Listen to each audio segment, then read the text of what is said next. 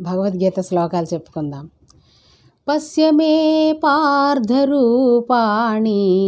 శతశోధసహస్రశః నానావిధాని దివ్యాని నానావర్ణాకృతీని చ.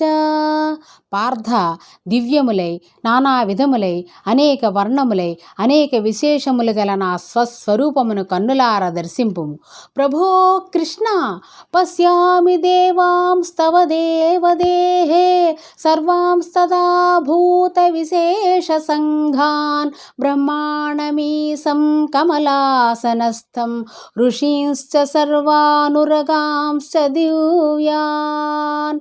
అనేక బాహూదరవక్త్రనేత్రం పశ్యామి త్వాం సర్వతోనంతరూపం నాంతం న మధ్యం న పునస్తవాదిం పశ్యామి విశ్వేశ్వర విశ్వరూపా.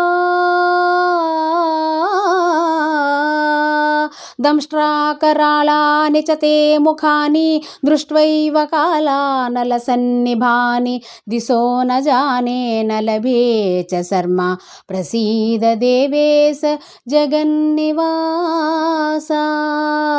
ఆ ఆ ఆ